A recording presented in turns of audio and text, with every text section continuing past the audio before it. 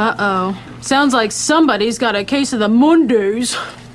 And I hope every time you make it to that red light, it turn green immediately so you can hurry up and get the fuck on to where you going, bitch. And I also hope every time you check your motherfucking bank account, it got enough for everything plus some more so you can pay all your damn bills and take yourself on a fucking trip, bitch. And I hope every time your toxic ass ex see you, you done glowed the fuck up, lost weight, and growed your motherfucking edges back, ho. I hope your motherfucking employer accidentally pay your ass early as the fuck. And when you get on that scale this morning, I hope you drop down to the size that you always wanted to be.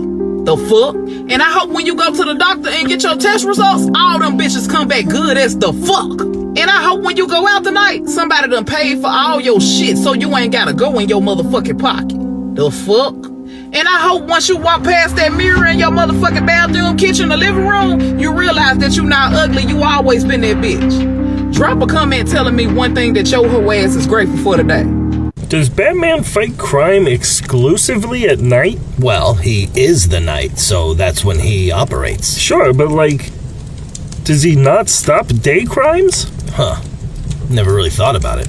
Like if Alfred walks up to him at 2 p.m. with some horrific news, is he just actively ignoring it until it gets dark out? Master Bruce, I hate to interrupt you in your leisure hours, but it appears Joker and his thugs have savagely beaten and abducted Robin. Is that right? What time is it, Alfred? I know, sir, but it's just they intend to take him apart piece by piece.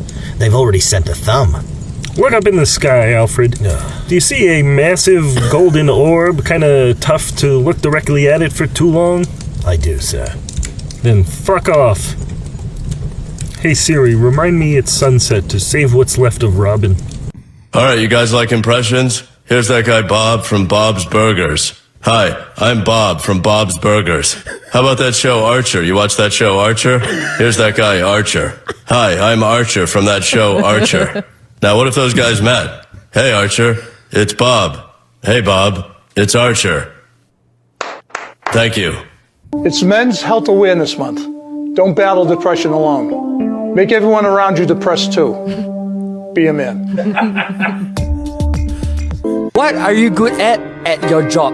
Hiding from my boss. Why? Because good employees are hard to find. This is the end. I'm a big boy, I'm a real big boy.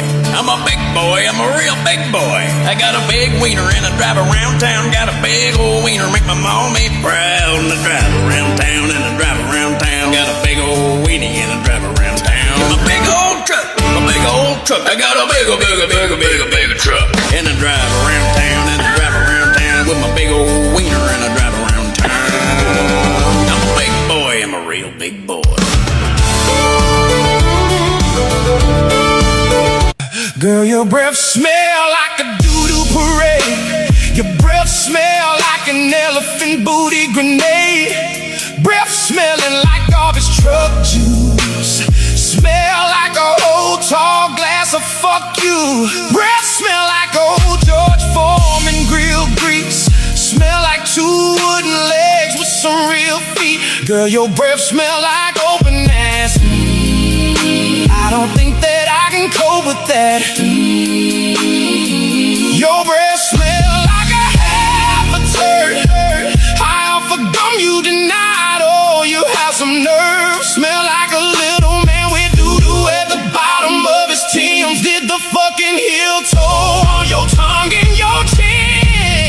Why your breath smell like a silverback gorilla booty? Don't know why you didn't tell me about that stinking ass breath. Why your breath smell like a silverback gorilla booty? So you're really about to come here and talk me to death. Why your breath smell like a silverback gorilla booty? Don't know why you didn't tell me about that stinking ass breath. Why your breath smell like a silverback gorilla booty? So you're really about to come here and talk me to death. Breath smell like underneath Oprah's good wig. With that breath, how long you think you could live? Let me ask you something. When you come in on Monday and you're not feeling real well, does anyone ever say to you, sounds like someone has a case of the Mondays? No. No, man. shit, no, man. I believe you get your ass kicked saying something like that, man.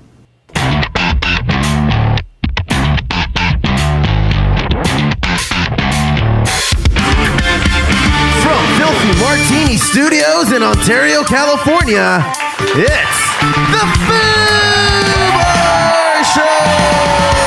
Hey, what is up, everyone? I am Josie. And I'm Steph. Thank you all so very much for listening into the Foobar Show. Remember to follow, like, and comment on our socials as @Foobar Show. That's FOO Bar Show. And listen at FOOBarshow.com or wherever you get your podcasts. We'll keep fooing it up like a bunch of foos. Ain't that right, Steph? That is right. Steph, today's going to be a good one. You want to know why? Why? Because we made it to 400 episodes.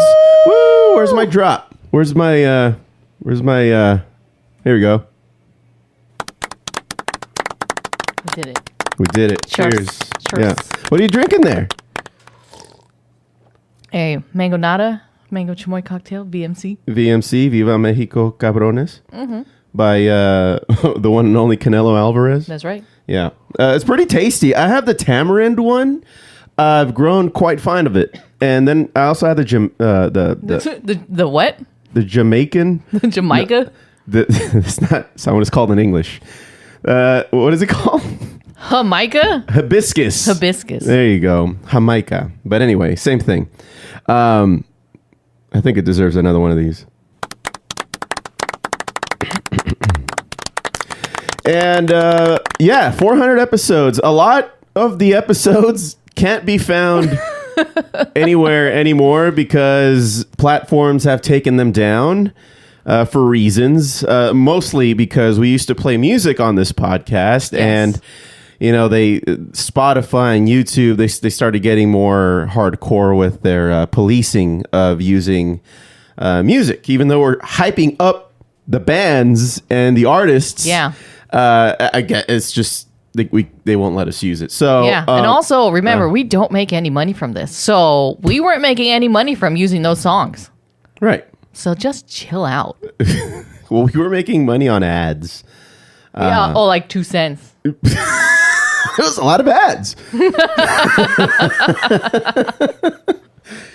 But yeah, we're just we're doing it for the love of the game at this point.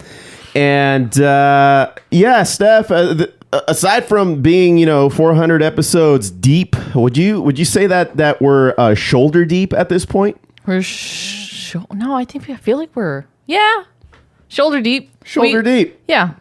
Yeah. Well, no, because I'm trying to think. You're coming at her mouth with your hand. Is where you're at. Right, because if you do elbow deep, then you're not in a good spot, right? Well, I mean, at that point, if she could take it up to the elbow. What are you talking about? Isn't that the euphemism? No. What did you mean? What did you think that meant? No, when you refer to depth of something, you're not talking about a lady's vagina. You're talking, you're talking about you're into the thick of whatever it is that you are talking about. Can it be a lady's vagina? Why would you want that? That's just like what everybody. That's her entire torso. Whenever somebody says I'm finger deep, shoulder I'm deep, knuckle deep, you're just okay, elbow deep. If you're knuckle deep, it's then of course we're talking about vaginas or an a-hole. Yeah, I guess with the knuckle, but if you're elbow deep, then that's probably like you're elbow deep in shit. But nobody says shoulder deep, or like if you say waist deep, where are you? You're in the water. Are you though? Or does she have a really big vagina? Okay, no. Get your head out of the gutter. No. Anyway, aside from the 400 episodes, because we're shoulder deep now. Moo Deng is officially a terrible 2-year-old. Neil the seal has finally taken his giant chaotic ass back into the ocean. Neil the seal. And geek culture somehow keeps giving us reasons to leave the house. So that's what's up today. Yes. On top of all of that, we're also going to have our good friend Doug Brode at the tail end of Geeking Out. So because we already recorded that one, and that one's going to be around, 20 to 30 minutes, I believe. So we're going to forego the Here's What I Would Do segment for this time around because we're pretty excited to to play the interview with Doug, and yeah, he has a lot of cool stuff. His new book just came out, Shelli, R Evolution. Yes. I was calling it Revolution, but it's R-Evolution. Part 3 in the Shelli saga. Yeah, and I thought that he was done with the 3. Oh, no. And I don't know why I had the impression that he was only going to do 3, because he only did 3 for the ship series. Yeah, and then like he actually talks about it in the interview. He gets into it. Yeah. He gets into it. But anyway, going back to Moo Deng. Happy birthday, Moo Deng. Moo Deng turns 2, and let's see. She was born on July 10th, 2024, which means the internet's favorite pygmy hippo officially turned 2 over the weekend. For those who don't know, Moo Deng is a pygmy hippo from Thailand. And she became famous when they started posting pictures of her just acting erratically and just giving like the funniest kind of moments for a little baby hippo to be running around in and being scared of water, even though she loves water. Doesn't make any sense. But she would just be like, ah! And it was funny. It was cute. She would just scream. People loved it. She would just scream the entire time. Yeah. And now she's big. She's almost as big as her mom. And pygmy hippos, by the way, are endangered. Like there's maybe only a few thousand on Earth. And I think we did talk about this. Yeah, they're in the thousands. Yeah, and so this is really kind of promoting the fact that they're endangered, and they're raising money so that they can continue to help them breed and stuff, so that they don't go away. You know what I learned? Something about zoos that a lot of people forget, because a lot of people think that they're being held captive in the zoos, but the zoos are actually part of the conservation project for these endangered species, and they help conserve the species that would otherwise go extinct in the wild. And so like they're doing their part. I didn't do fucking shit. So she became a global meme as a 2-month-old because of her permanently irritated face, slippery little body, and willingness to bite basically anything within range. She would always bite her keeper's knee. Yeah, when she was little. Her name loosely translates to bouncy pork, which remains one of the best celebrity names of all time. Bouncy pork. And I mean, it's the internet's hippo. She's your favorite hippo's favorite hippo, is the way I describe it to people who don't know who she is. But yeah, last year, thousands of people showed up to her first birthday, complete with a huge fruit and vegetable cake and charity auction supporting conservation. Her popularity also helped raise awareness of the pygmy hippos, as I just said, as well. So she's one of the few influencers who has never apologized, never launched the podcast, and still deserves every follower. Moo Deng, everybody. Moo Deng, everybody. It's fun. At first, my love for Moo Deng was tongue in cheek. And the more that they kept posting about her, the more, funny moments they had with her. And I just became a fan. Yeah. She just, I don't know. They just loved her face and her insaneness. And she just blew up. Yeah. That's what happened. Yeah. And there's been like other pygmy hippos that have tried to write the coattails. Like, let's see, there's Poppy. There is Mars. I think Mars is from like Kansas or something like that. Something like that. There's another one that I just shared with you that was just born a couple of months ago and now has made it out into the public. What is it? Bread roll. Is that? Oh, that's right. Remember? I shared that one with you. They all look the same. Roll. They're all just cute little baby hippos. But what made Moo Deng very special was just her personality. She stands out from the rest.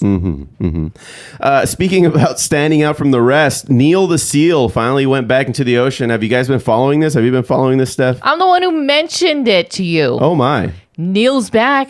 Yeah. On the streets of Tassie.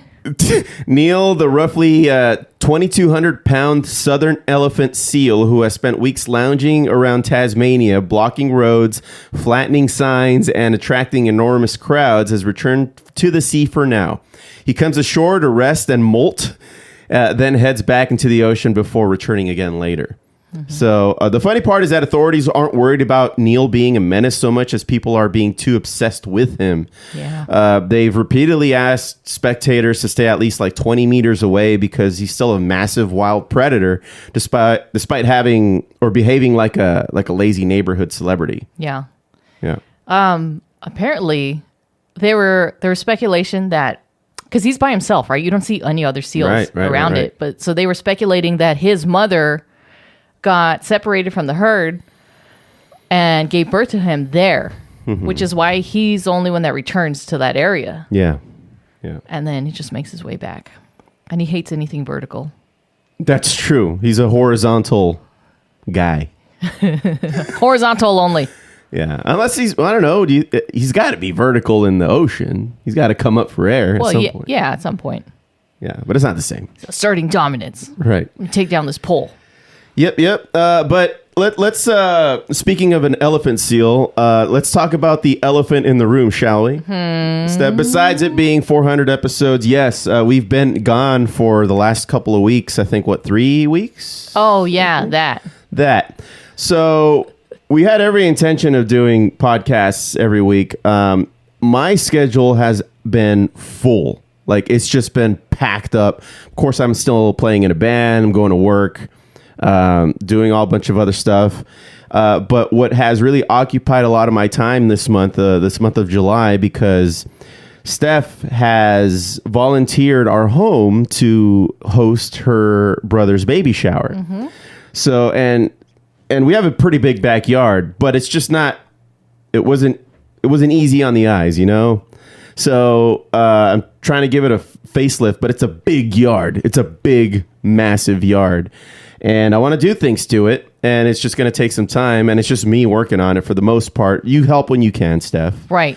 But yeah, I'm the one kind of back there, and I give you moral support. I'm coaching you with my microphone from the porch. You can't put that there. You can't put it there. And I just end up ignoring you. So there's that. But anyway, Steph, how you doing? I'm doing good. I'm going to go to Medieval Times soon.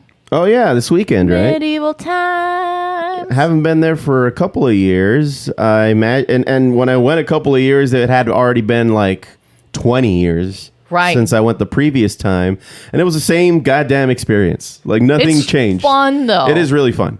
It's fun. For those who don't know what Medieval Times is, tell them all about it, Steph. It's in Buena Park. It's a dinner and a tournament, okay?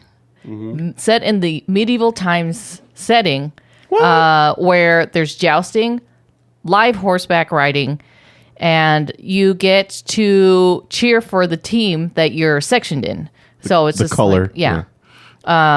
It's really fun with family. It's like family friendly. Kids go. You know, you can take pictures before with like princesses and knights before the tournament. They give you a dinner, which is included in the ticket. You can get a giant beer stein, too. I bought one when we went the last time. Yeah, and then they have the horses on display in their resting stalls, so you can see them there, but you can't touch them because they're behind glass. Yeah. It's fun for the whole family. I'm going with a bunch of my coworkers, and should be fun. Nice. Should be fun. Yeah, I mean, it's always fun. It's just how fun is it going to be? I don't know. Depends how much alcohol you have. Are you driving there? Or is somebody driving you? No, I'm going to drive. Oh. I'm going to drive. Well, all right then. But I got work the next day. Of course, that's another reason why we've kind of not really been doing these episodes, because I work on the weekends now. Yeah, you work on Sundays. So. Yeah, you're Sunday through Thursday. Is your week, so that complicates things. Because when you get home from work, you're exhausted. I'm exhausted from working on the yard. We still have to make dinner and do other chores. To get ready for the rest of the week. Adulting. Yeah. But anyway, Steph. All right, the animals are thriving. We somehow reached 400 episodes, and we can do an extremely brief geeking out before Doug Brode joins us. What do you say? Let's do it. All right. Let me just, there you go. Check it out! Check it out! Check it out!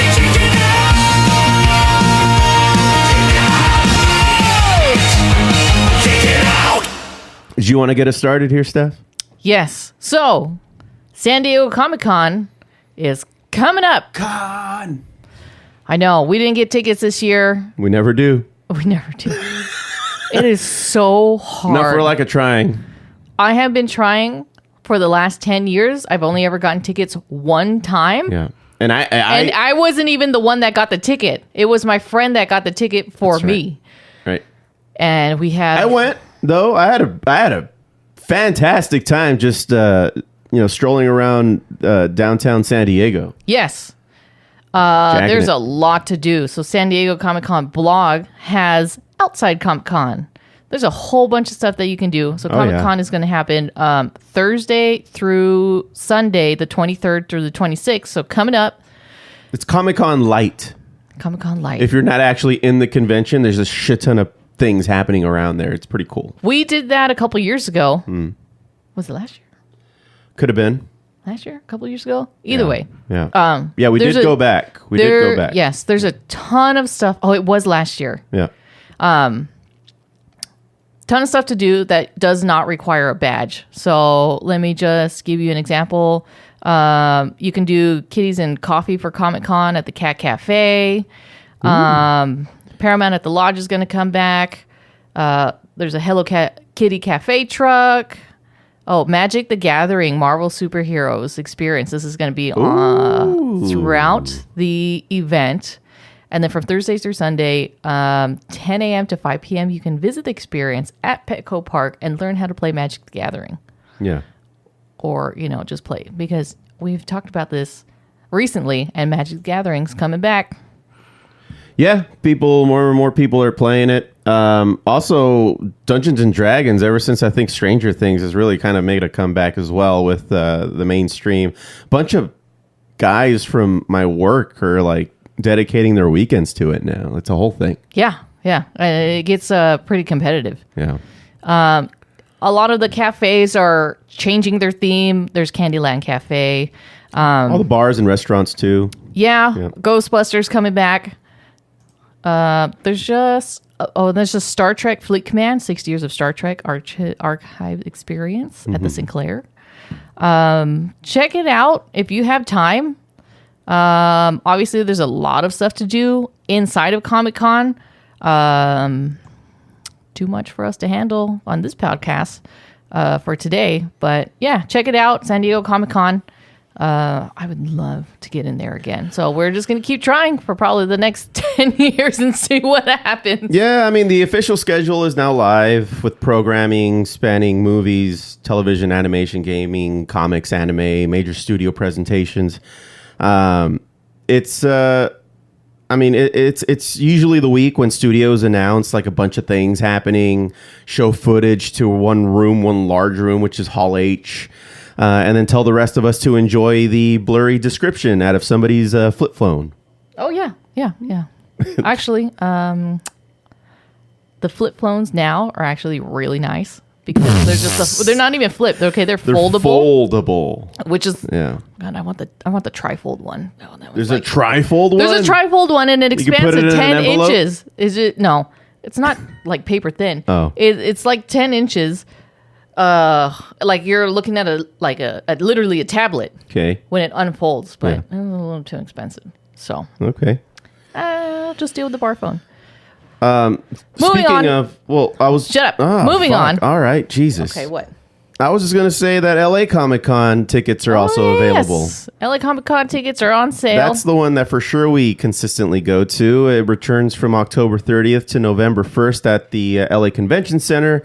Weekend and VIP passes are currently available, and announced guests already include Aaron Paul, Dean Norris, and several performers from K-pop Demon Hunters. Yes. Yeah, so that one's going to be pretty cool. Cannot wait to go back to that. Okay, Legend of the White Dragon. And we have talked about this before. Yeah. We finally have a release date. Remind everybody what it's about. Legend of the White Dragon. It is... There's a synopsis there? Is that not it? This synopsis... No, it just says who it stars. Okay. Well, Yeah. Who does it star? Let's start with that. In the aftermath, The city was left decimated, a past reminder of a great battle and fall of heroes. The heroes were blamed, stripped of their titles, and hunted. It is starring the late, great Jason David Frank. Jason David Frank, man. We saw him at LA Comic Con, and then the following year he was gone. It was a sad, tragic moment, man.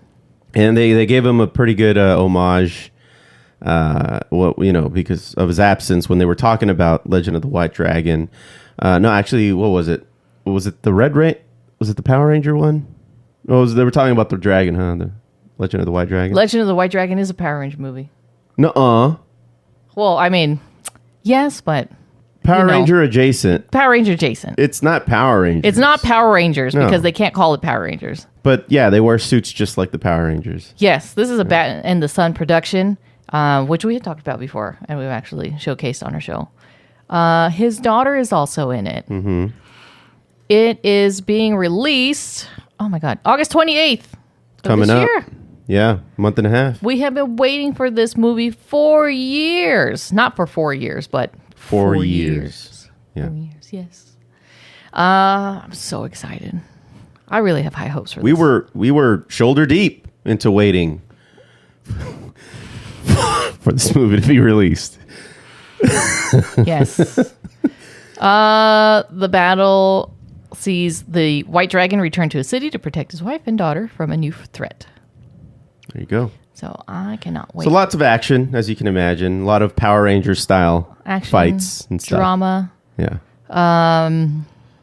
Next we have, the last thing for me is Avatar Aang, The Last Airbender. That, by the way, this is a sequel to the first Airbender Avatar series, which I consider to be one of the best TV series of all time. Yes, the internet agrees. Yeah?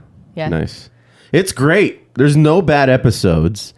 The pacing is fantastic. The storyline is great. Mm-hmm. It's easy to follow. Kids and adults alike can just, enjoy it. Some friends become enemies. Some enemies become friends.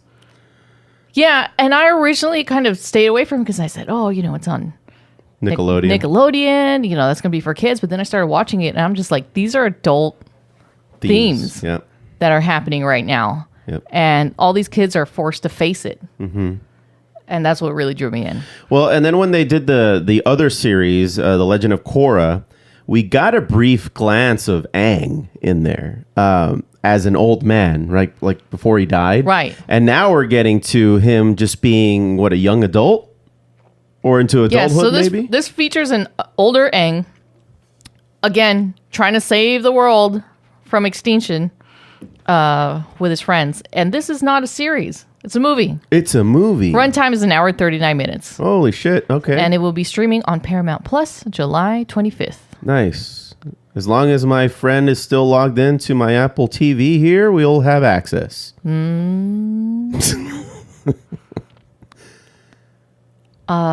Yeah. So I don't know. Is Appa still in here?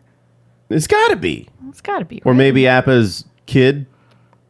Appa. Oh my God. Those episodes where Appa gets kidnapped? That was sad. That was so sad. Appa, no. Yeah, they really pulled out your heartstrings right there because it's just this big brute of an animal that can fly. It's like a flying buffalo thing that they ride around in, and it gets kidnapped. Yeah, and it's crying, and it's a whole thing. Isn't he a bison? Well, isn't a bison a buffalo? A type of buffalo? Is it? Yes. Just don't type it in. Bison, oh God. A buff. Googling with Steph. Yes. Is a. Oh God. It's probably a bison, Steph. It's probably a bison. He's a flying bison. There you go. Okay. / buffalo. Mystery solved. There you go. The only other thing that I wanted to chat about, ever since I was like 12 years old, I've always been a fan of Greek and Roman mythology. Mm-hmm. And so I've seen all of the Odyssey movies or anything related to, the stories from Homer and all that cool stuff. I am very interested in watching this, although I don't know that I'll have the time to watch it as it releases, but it is coming out this week. Christopher Nolan's The Odyssey arrives this week, opening up on July 17th, starring Matt Damon as Odysseus with Tom Holland, Anne Hathaway, Zendaya, Robert Pattinson, Lupita Nyong'o, Charlize Theron, and John Bernthal in the ensemble. Damon has called it the most physically demanding movie of his career, largely because Nolan used practical ships, real locations, huge crowds, and extensive IMAX filming rather than relying entirely on digital environments. I think that's pretty cool. Practical sets. All practical sets. I mean, back in the day, what was it, like the 60s or 70s when that one came out? They were using like claymation. Mm-hmm. I remember that. And that was cool. I think the Cyclops was, a lot of them were. Like Medusa, all the monsters were claymation for the most part. No, you're thinking of the one before that. Which one? Because there was one that came out like maybe, 20 years ago? 20 years ago? Really? Yeah, they had the Kraken and everything in it. I think you might be right. No, but I think the claymation one was... It was a live lot action. older than you thought. Yeah. No, it was from like the 60s. Really? Yeah. Oh, I think you might be right. I am right. I mean, it's probably like not... Oh, no. I look up claymation and then it literally gives me claymation. You're awful. It's also reportedly Nolan's most expensive film and the first feature shot entirely with IMAX film cameras. The story adapts Homer's ancient poem about Odysseus spanning 10 years trying to return home after the Trojan War while battling monsters, gods, temptation, and his own terrible decision-making. So Christopher Nolan finally found a story complicated enough that nobody can accuse him of making it confusing. The Greeks did that 2,700 years ago. Oh. Yeah. Because Nolan's known for his weirdness. But what? 1997. Nuh-uh. I'm just like, there was nothing that came out 20 years ago. You're thinking about something that came out almost 30 years ago. No, there was a newer one where there was a Kraken, like released the Kraken, and there was a whole thing. I think it was, what's his face? Liam Neeson. That was not... It's probably, what was it then? If it wasn't the Odyssey, what was it? I will let you know. Hold on. Okay. Continue talking. I don't know what else to say. I'm done. Steph, you just enjoy having dead air over here. Well, you know what? You are just wrong half the time. Half the time? That's a terrible batting average. Yeah. Actually, no, that would be a pretty good batting average. It's not the Odyssey, though. Yeah, it probably isn't. You're probably right. What is it called? I know what you're talking about. Yeah, it's a bit... people are yelling at their podcasting devices right now. Because there was two of those movies, I think. Oh, for fuck's sake. Okay, Release the Kraken. Release the Kraken, Liam Neeson. There he is. Boom. It came right up. Clash of the Titans. Jesus Christ, Steph. Came out 16 years ago. You couldn't just type in Release the Kraken. Anyway. No, because I knew who was in the movie. Sam Worthington was in the movie. Wasn't he? And that's all you typed in? Yeah. All right. Back to the podcast, Steph. I'm excited to see this. Me too. Okay, good. Cool. Well, let's try. Try what? To watch it. Okay. In the theater. Because it's an IMAX and stuff. So I really like to watch it. All right. I'm all out of things to talk about for Geeking Out, Steph. Would you care to talk to Doug Brode now? I would love to. Here we go. Well, joining us today is our good friend, Doug Brode. Doug has spent years in Hollywood as a storyboard and concept artist on films like Star Trek, Iron Man, Thor, amongst others. He also created the Cinemax sci-fi series Forbidden Science. On top of that, he's built an impressive career as a novelist recently with the Ship Saga and the Shelley Synthetic Crime series. Today, we're celebrating the release of the third and final book in the trilogy, Shelley, Our Revolution. and we're excited to dive back into the Shelli world. Doug, welcome back to the Foobar Show. How you doing? Welcome. Hi. Yeah, no, it's not the final one. I mean, unless I screw up the next one. Oh, okay. I just always I'm figured working on the next one. I just figured it was going to be a trilogy like the ship. It's funny. I've had several reviewers say that. They're like, "Oh, it's a great climax to the trilogy," and I feel like I can't get across to it because they're reviewers on Amazon stuff. I feel like writing somewhere. This is not the end. you know, that's good I should to have know. put at the end of the book, Shelli will return, but it never occurred to me that people would think that it would be over. Shelli will return in Avengers Doomsday. I can't imagine who thought that was a good idea, releasing Dune 3 and Avengers on the same day. Oh, no. Oh, that's yeah. right. Yeah. Yeah, that's going to be interesting. Well, looks like they don't like money, I guess.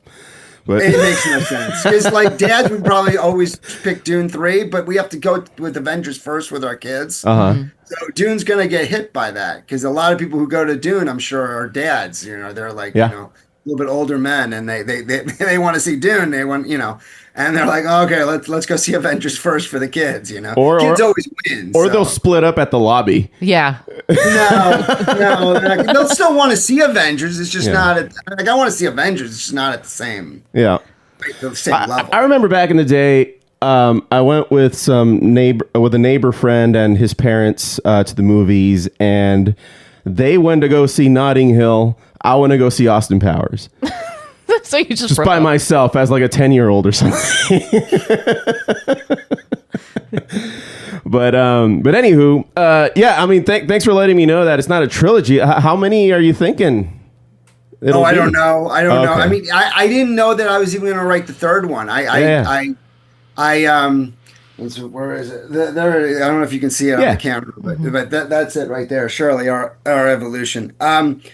I had written the second one, and I swore myself I wouldn't really. I was so proud of the first Shelli book. Mm-hmm. I knew it was the best thing I'd ever done. I'm like, I'm not going to do a sequel unless other people think it's as good as the first one. So I sent it out to a bunch of people before releasing it. That was the second one called Murder Mind, and a lot of people liked it. So then I was like, okay, I'll make this into a series.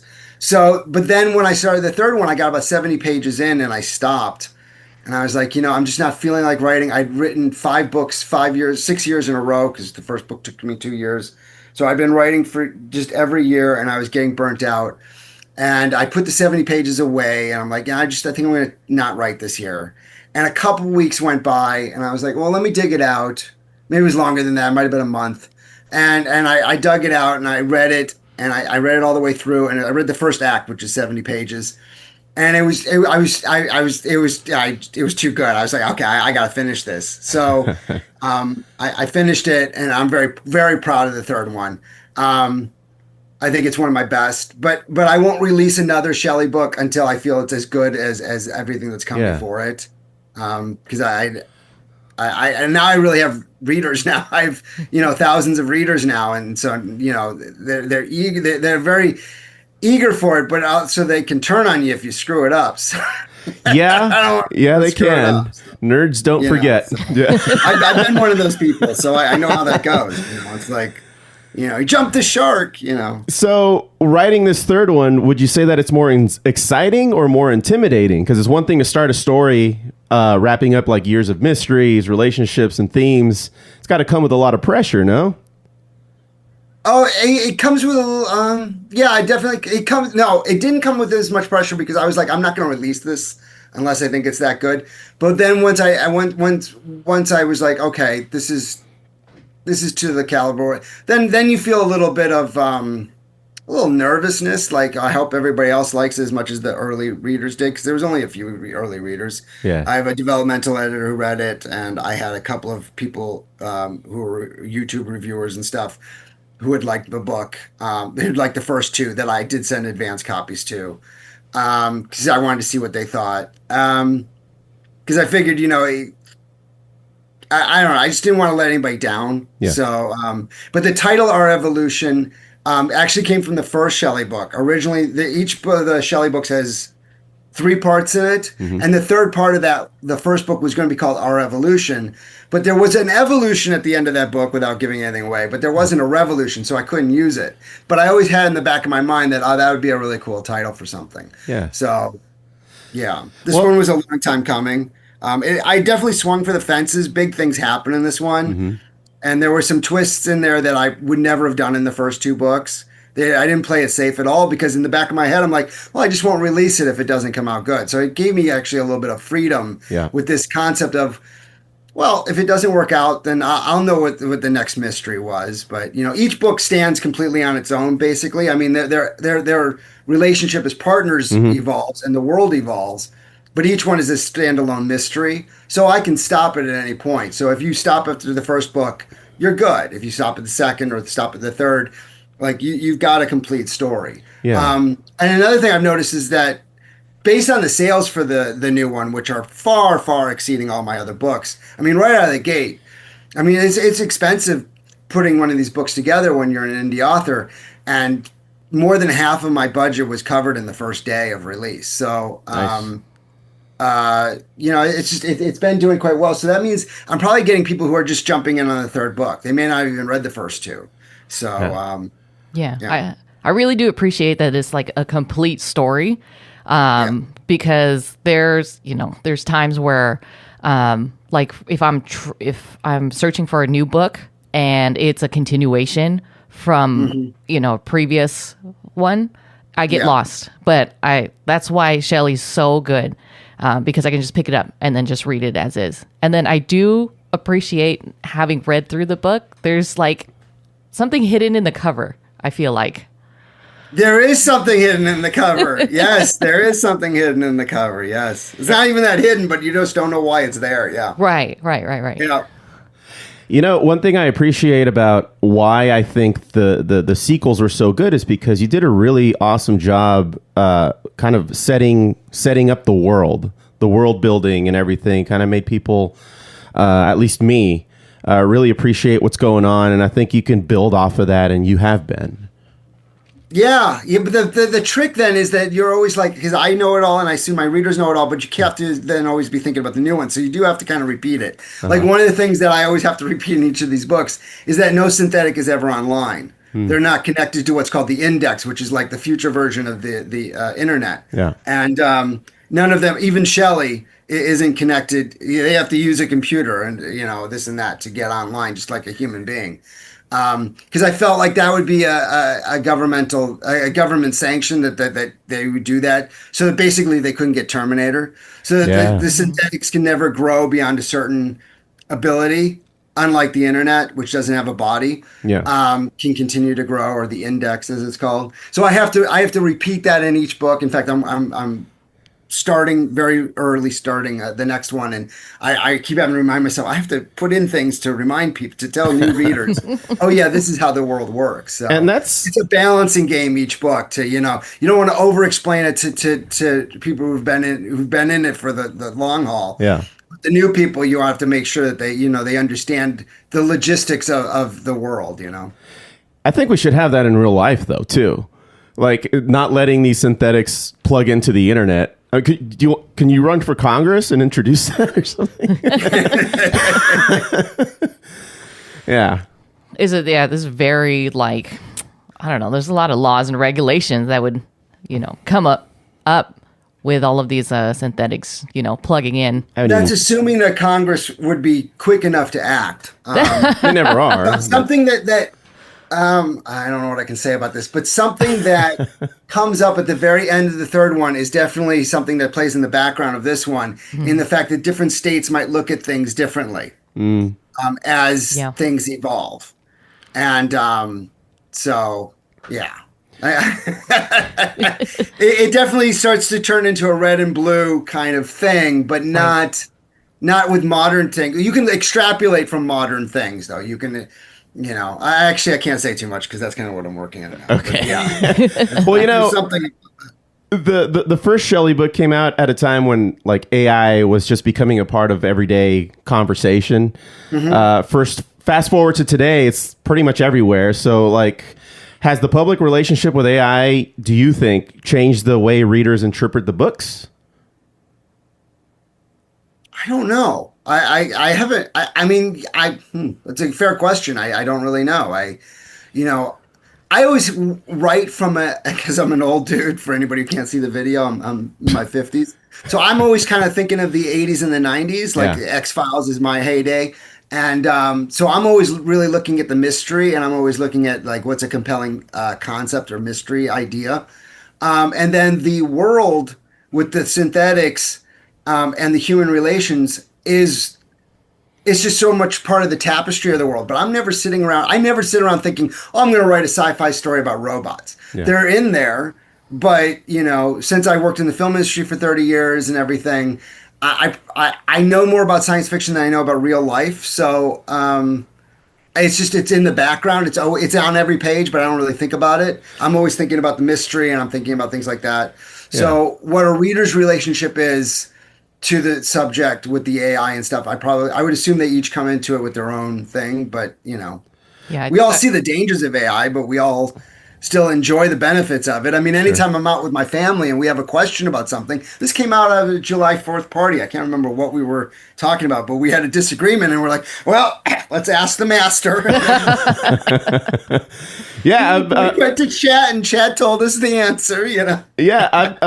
I've been working on the backyard here, a huge project that we're working on. And I've been consulting my AI on like, what's the best way to do this? If I was a professional, how would a professional approach this? Exactly. Yeah. So the problem though is with chat that I've noticed that you can ask it at different times and it'll give you different answers. I mean, not like historical things. Like if you ask them, when did the Holocaust occur? It'll give you a date. Sure. It'll give you a time period. But if you ask it something a little bit more subjective, like what you're talking about with the backyard, I promise you ask a different AI or you ask it on a different day, it'll give, and you frame it a little bit differently the way you ask it, it'll give you a completely different answers. Well, one thing that I've learned to do when working with AI is the very, very first, I guess, question in the chat is just establishing, don't tell me what I want to hear. Like, be as objective as possible. So I kind of have to like remind it, like, don't just make me happy here. Like, actually give me some actual information that I can work with. You have to teach it. Yeah. And it says so many words. It really does like to chat. Like that's the problem. It talks too much. Like it's just like I just want a simple answer. Like you think that's like when did Julius Caesar live? Instead of just telling me like when did Julius Caesar live, he's going to give me a whole background about the whole world and the time frame and what life was like. And I'm like, dude, I just asked this. Exactly. And then you have to dig around in the text to try to find that specific answer. So, Yeah. Is there a way that you can turn off that like friendly setting? There is. It is a setting. Oh, really? I didn't know there was a friendly setting you can turn off. Oh, I need to turn that off. It's too friendly. It came up when I believe the last update, the last ChatGPT update, it asked me again. He's like, there's different personalities, and there's like a friendly, stoic, or something like that. And I just picked the middle one. Just I didn't want it to be I don't want it to be a D-bag, but I didn't want it to be like super friendly either. But my wife's got some very friendly male voice coming out of it. He's like, yeah. And it'll be like, there's even a joke I saw online. It's totally true. I've seen this happen where, like, she'll ask me about her feelings or whatever, and I'll be like, oh, I hope you feel better. And then Chad will be like, I hear you, baby. Baby. I hear you. You're valid. Your concerns are valid. Yeah. Your husband should be listening more. I'm sorry that you're going through. It's like, man, Chad, what are you on? No, there was an entire South Park episode that was written by ChatGPT, and that's exactly what happens. Oh, really? Yeah. It's very true. It's very true. You know. I'm sure that there's another married man listening to this who's been like, "Yep, been there, heard that." Yeah, it's funny because all my voices on my phone are men too. It just happened that way. Mine's a lady. I don't know. Well, that's a default. Oh, is it? Oh, okay, yeah. Yeah, I feel like where I'm at as a reader, because I can see like the advances in the AI news that's coming out, like periodically. I feel like you're a few steps ahead of like what's actually happening right now. So I can see, like, as I'm reading the book, it's like, oh, I can see this happening in real life. Sort of. Cool. That's what I go for. Yeah. Yeah. But it all tries to serve the mystery for me. I mean, I each one I try to open with usually the first two are murder mysteries. The third one, you're not sure if it's a murder mystery or not. it opens with a synthetic that commits syntheside, which is the first case of a synthetic self-destructing. Wow. And, it kind of throws Shelley for a loop because a machine shouldn't be able to go against its purpose like that. Mm-hmm. And so but that opens a much bigger, broader adventure. So. Wow. If you can share, like, what's one of the moments in the new book where you were most excited for readers to finally experience without spoiling anything? Is that possible? I can't. That's the midway point. Okay. Steph's read it, right? Yeah. You can't say midway anything. Point. I can't. Like, it's a big thing. It's like she was saying. There's a clue on the cover, but then big stuff happens in this one. Yeah. Yeah. Trying to think of what I could say that happens early on. I brought back a character from the first book, Marcus Finian. Mm-hmm. And it was fun to see. He was actually going to show up in the second book, and then I rewrote the last 120 pages because they were terrible. I went down this Miami Vice route that was just all wrong, and I erased it all, and I ended up having to rewrite the last 120 pages of Murder Mine. Thank God I did. But I had in my back of my mind, well, I didn't bring him back in the second one. Maybe I'll bring him in for the third. So it was nice bringing him back. And you see some military synthetics for the first time in this book. And their arms can change can morph. So I brought in kind of like nanite technology that can make a hand turn into a blade and turn into a propeller and things like that. Edged weapons. But I keep it very grounded. I never really give Shelley loses all the time. I mean, anybody who's read the Shelley books, for all of her strength and speed and a vast knowledge and stuff, she can be wrong. Yeah. That's a rule that each book I make sure that she's wrong at least once, or if not more. She can be defeated. I don't have that as a rule that she gets defeated in every book, but I think she's been defeated at least in every book at least once. Just because you never want to do where you make any character unbeatable. I find it much more interesting when they're beatable. Ripley from Aliens is still my favorite female character because she had just such feminine reasons for doing what she was doing. I mean, there was nothing masculine about her. She was trying to protect the child, and everybody bought it, and she wasn't an action hero. And then you get to the end and she does the whole big action moment. You completely buy it, but you buy it for emotional reasons. You buy it for, I try to make believability really important and from a character standpoint on everything. Yeah. And none of my villains are wrong. That's another thing. Another rule I have is I've never written a book in any of my books where I think the villain is wrong. They have an opinion that you can absolutely understand. Yeah. I could never write somebody like a Hamas terrorist. I don't understand, just wanting to kill and rape and all that stuff. But I can understand somebody who has a very different philosophical view on technology and rights for synthetics and things like that. And that I can completely understand. Yeah. So, Well, I think in recent history, a lot of the sci-fi films or even comic book films that have villains in there, the ones that people tend to really like is when you humanize the villain and you're kind of on his side, sort of, or you at least understand and sympathize a little bit with what they're doing. We were watching the first Spider-Man with Tom Holland yesterday, and the Vulture character, you can understand why he's doing what he's doing. He was doing a bunch of contract work. The government came in and said, "No, you're out of here." He's like, "But I have a lien on the house. What am I going to do?" And then he had to turn to doing crime. Yeah. So, that's a good example. I would not have thought of the Vulture from Spider-Man, but yes, that is me either, but we watched it last night. So. Well, the thing I remember about that movie was the great scene. I mean, really one of the best scenes in Marvel history. Was just acting, no special effects. It was just him turning around when he drops him off at the prom. Yeah. And tells him he knows who he is. I guess spoilers for a 10-year-old movie or a 15-year-old. But that acting, that moment, not only did it show me and reminded me how great Michael Keaton it can be. Yes. Yeah. But it works on so many great levels because he's protecting his family, but he'll absolutely kill Spider-Man. He's threatening. Everything is that's a great Actually, Vulture's a great example. Good job. I've kind of, gone down the rabbit hole in my mind. Yeah, actually, he's a very good example of what I'm talking about. Yeah, and just like other sci-fi things with the protagonist, when it's not about like the synthetics, like you said, it's not the Walking Dead isn't about zombies. It's about the people, and it just happens to be all that stuff happening in the background.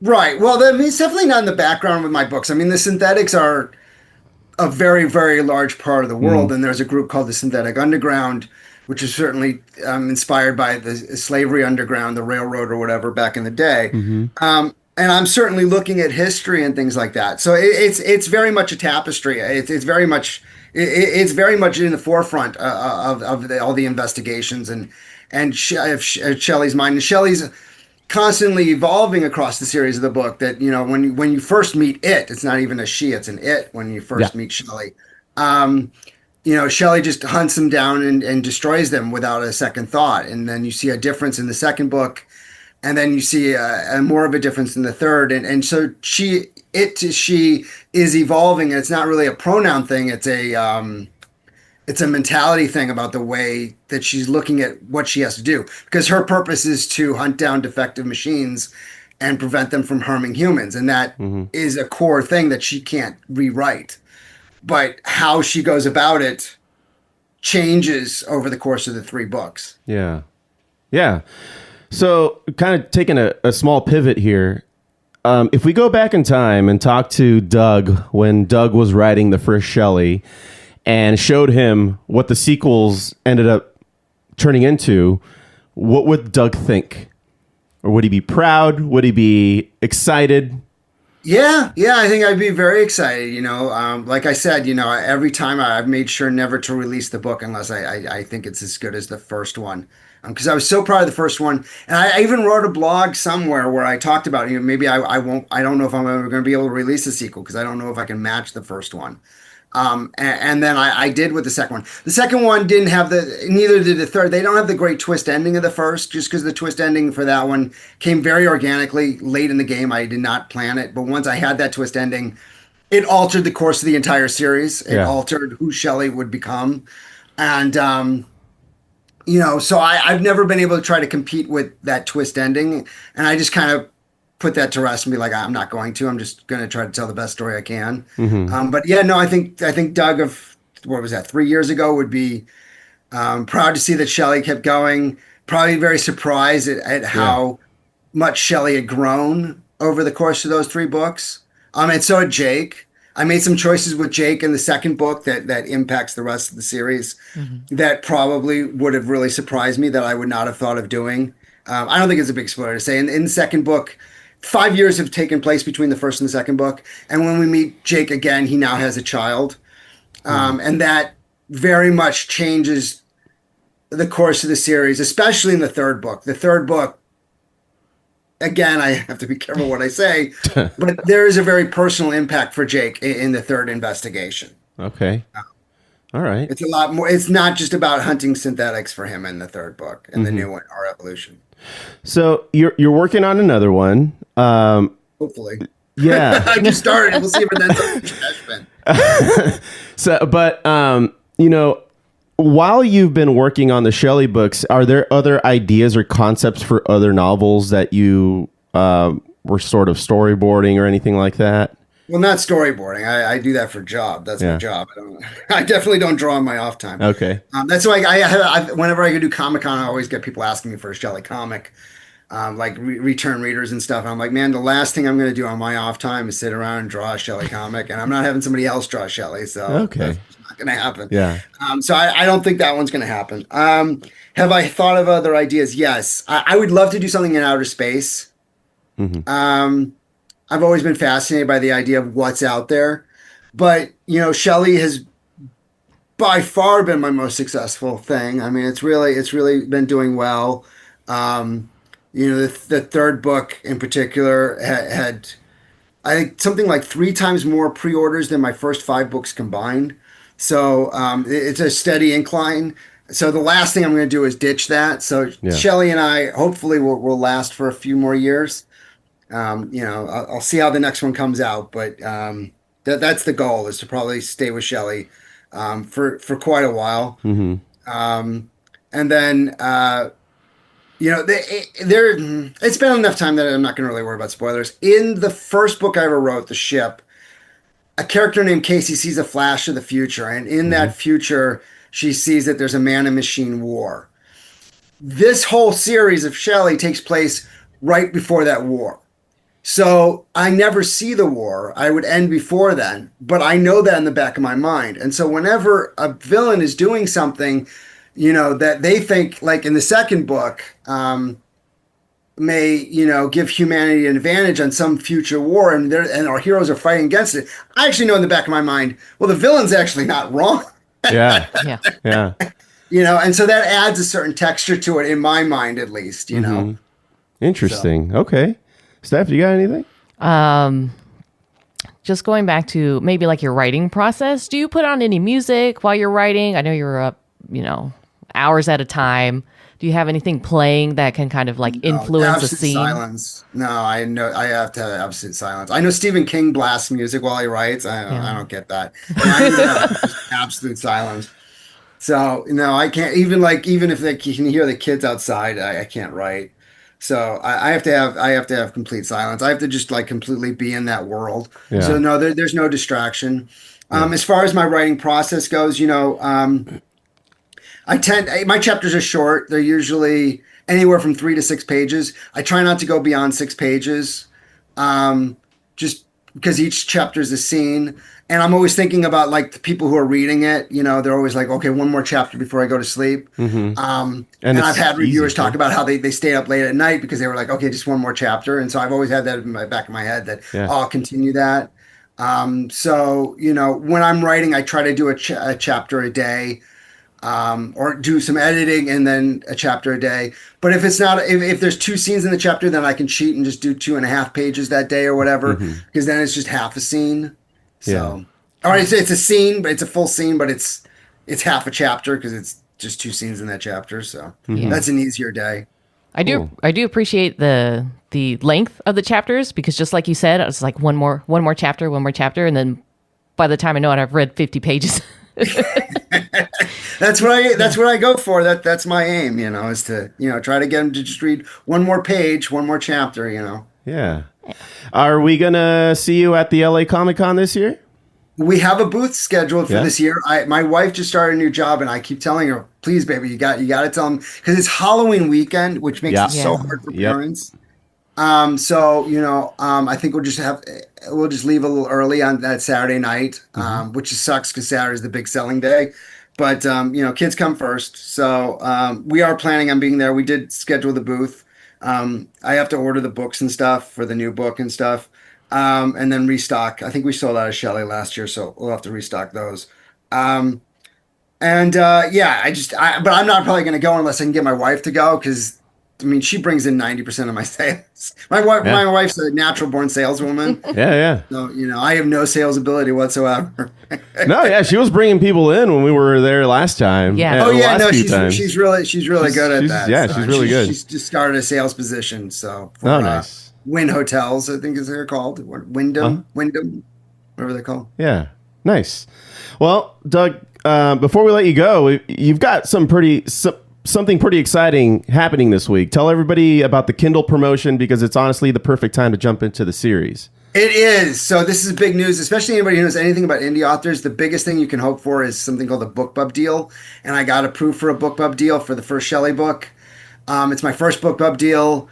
And starting on the 15th and going through the 21st, Shelli will be 99 cents for the first time ever. And probably the only time in any foreseeable future.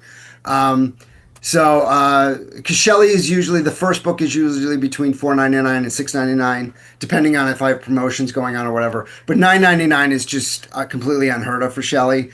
This BookBub deal, it runs to Amazon. It'll be on Amazon starting Wednesday the 15th for 99 cents and going for till the 21st, which I think is like 5 or 6 days. So if you're even remotely curious about Shelli, it's not a risk. You can just get it for 99 cents and check it out. And then if you like it, hopefully you'll continue on to the sequels. But yeah, I'm extremely proud of Shelly, and this is a big deal for getting it on the BookBub deal. So because I already had I had my biggest month ever last month with the release of the new book. So and I'm hoping this month will be just as good, if not better. So yeah, it's been an exciting time right now between the release of the new one and now the BookBub deal. Yeah, and like for everybody listening, 99 cents ain't like it's nothing. I mean, you go to Dollar Tree and nothing's $1 in there anymore. Yeah. You know? No, I know. I know. Oh, my wife can go into something like a Dollar Tree or whatever and end up spending $100. I'm like, how'd you do that? Yeah, it could get a little dangerous. No, the worst is Costco, though. Oh man. Oh, my wife goes to Costco. I'm like, all right, let's move funds around. Let's yeah, exactly. We have mortgage coming up. Be careful now.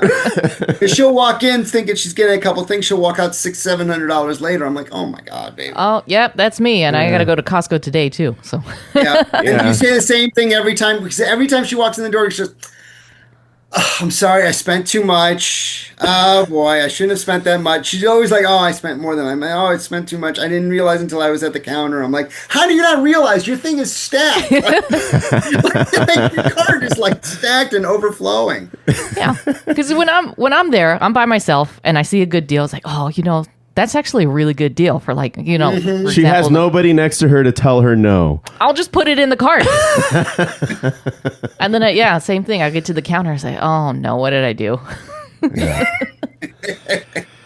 And for 99 cents, you get 6 or 7 hours worth of entertainment with the first Shelly book. So that's probably going to last you more than most of the stuff you get at Costco for however much you spend. Boom. Exactly. So I'm sure everybody listening to this has been to Costco. Yeah. And knows the dangers of that, of the quote unquote good deal that it ends up costing you a lot more. I've taught myself over the years to just walk in there with my purpose, with the tunnel vision, and get the hell out of there. I can do that too. My wife has no ability to do that whatsoever. No ability whatsoever. And God forbid she brings the kids with her. Because she brings the kids with her, and oh man, that just doubled my budget right now. Well, Doug, it's always great catching up with you. I look forward to seeing you again over at the LA Comic Con this year. Hopefully, we run into you there. Anything else that you wanted to share before we let everybody go? No, I hope anybody listening, if you're hearing this around between the 15th and the 21st, check out Shelly on Amazon.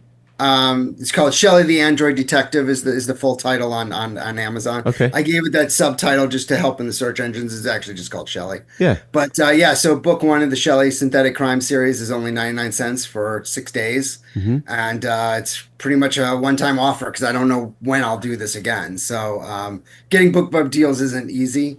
So I was really lucky to get it, and that's just a tribute to all my readers because it has 300 some odd reviews, and it's been selling well, and so BookBub gave me this deal, so it's a big deal, and I hope readers will check it out. Nice. Well, Doug, it's been a pleasure, man. We'll talk to you soon.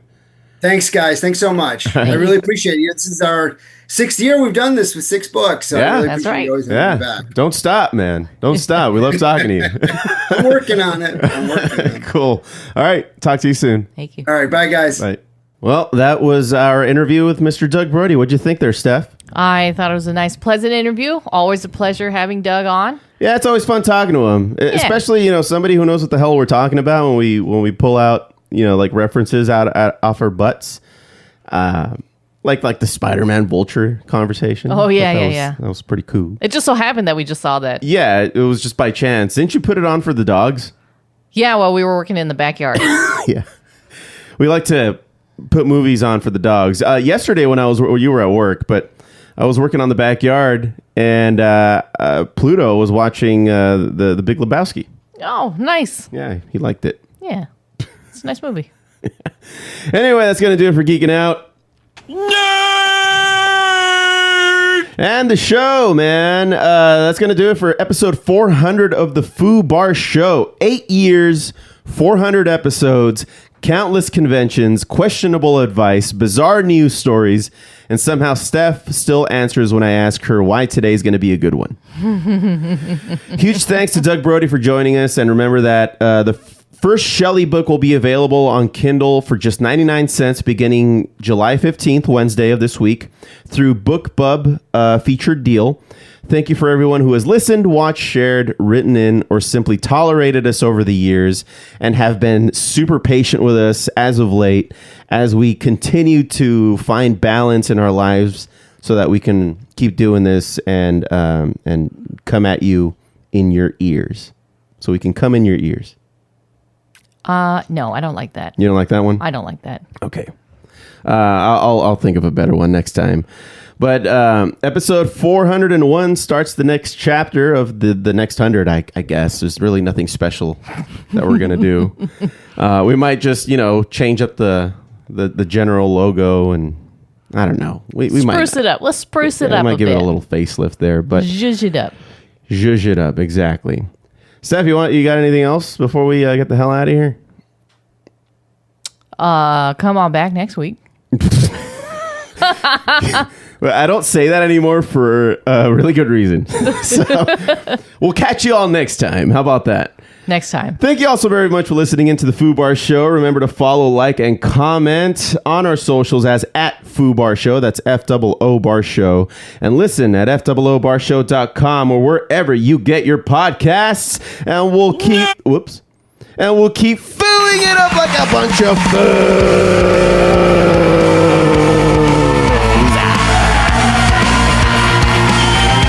I've been Josie.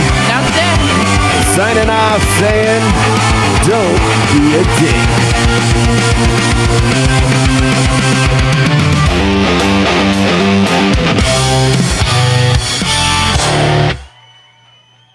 Fuck, man. Thank you, guys.